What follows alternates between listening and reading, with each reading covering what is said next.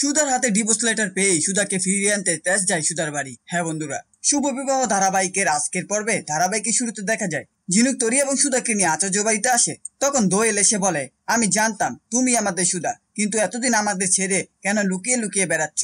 জানিস তোকে ছাড়া আমরা কতটা কষ্ট পেয়েছি? ঝিনুক তখন দোয়েলকে বলে, ওরা আজ থেকে এখানেই থাকবে, তুই ওদের রুমটা একটু পরিষ্কার করে দে। এদিকে সুধা বলে, আমি প্রীতম বাবুর রুমে যাব। উনি কোন রুমে আছে?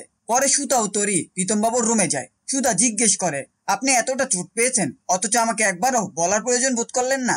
তখন প্রীতম বাবু বলে, যখন আমার অ্যাক্সিডেন্ট হয়েছে ঝিনুকের কাছে সব খবর পেয়েছি, তখন আপনি মৃত্যুর সাথে লড়াই করছিলেন।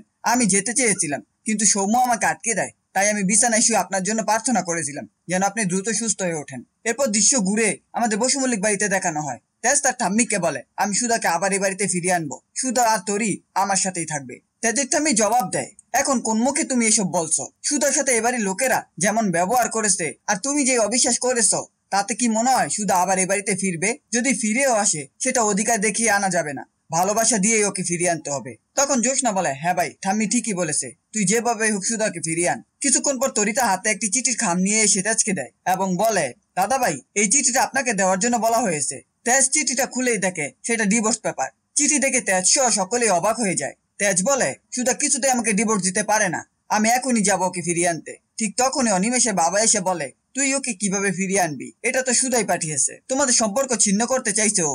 এখন ওর কাছে অন্য অপশন আছে, তোকে আর ওর প্রয়োজন নেই। শর্মিলা এসে তার স্বামীকে থামিয়ে দিয়ে বলে, এসব কথা না বললেও চলবে, বাগানে অনেক কাজ পড়ে আছে, যাও। কাজ করলেও তো মাথা থেকে যে শয়তান বাসা বেঁধেছে সেটা কেটে যাবে। অন্যদিকে সার্থক এবং নিমন এসে বলে, আমি সুধাকে খুব ভালো করে চিনি, আমি ওর সাথে 2 বছর থেকেছি, এমনকি ওর সাথে এক ঘরে রাত কাটিয়েছি।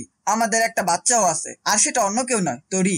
তরির নাম শুনে তেজ রেগে গিয়ে সার্থকের গালে চড় মেরে বলে, তুই ওদের সম্পর্কে আর একটা কথাও বলবি না, আমার সন্তানের নাম তোর মুখে শুনতে চাই না, আমাকে তোরা জ্বালা আর ফাঁসাতে পারবি না। তখন ইমন বলে, সার্থক ভুল কিছু বলেনি, যা বলেছে সবই সত্যি, এখন যদি তুমি মানতে না চাও মিথ্যাটা সত্যি হয়ে যাবে না।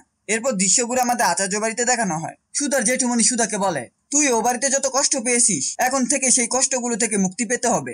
তুই তেজকে ডিভোর্স দিবি, আর প্রীতম বাবুর সাথে নতুন করে তুই তোর বাকি জীবনটা কাটাবি। একথা শুনে সুধা অনেক অবাক হয়ে যায় এবং বলে, জেঠুমনি, আমি কোনোদিন তেজকে ডিভোর্স দিতে পারবো না। সুধা জেঠু উত্তর দেয়, তুই ওই বাড়ির জন্য কম কষ্ট করিসনি। তেজ বসু মল্লিক তোকে আর তরিকে অস্বীকার করেছে, সেক্ষেত্রে আমার মনে হয় তোর এখন ইতি টানাটাই ভালো। এরপর বসু মল্লিক বাড়ির বাগানে অনিমেষের বাবা এবং অনিমেষ কাজ করে। অনিমেষ বলে, এই মালটা কাটার কাজ আমি কখনো করিনি, এই গরমে কাজ কিভাবে করব? সে রেগে গিয়ে তার বাবাকে দোষ দিয়ে বলে, সবকিছু তোমার জন্য হয়েছে, তোমার ভুলের কারণে এই ঝামেলা হয়েছে। শেষ দৃশ্যে দেখা যায় সুধা তরিকে স্কুলে যাওয়ার জন্য রেডি করছে। তরি বলে, আজ আমার স্কুলের প্রথম দিন, সবাই তাদের বাবা মার সাথে স্কুলে যায়, আমার সাথে কেন বাবা যাবে না? সুধা বলে, তোমার বাবা একটা কাজে ব্যস্ত আছে, তাই আজ তোমার সাথে যেতে পারবে না।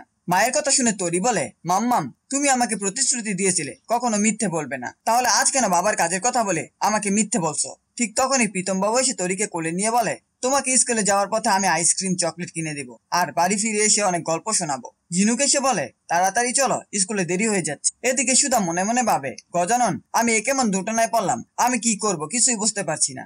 এই ছিল শুভ বিবাহ ধারাবাহিকের আজকের আপডেট। ভিডিওটি ভালো লাগলে চ্যানেলটিকে সাবস্ক্রাইব করে পাশে থাকা বেল আইকনটি অন করে দিন, আর আপনাদের মূল্যবান কমেন্ট করতে ভুলবেন না।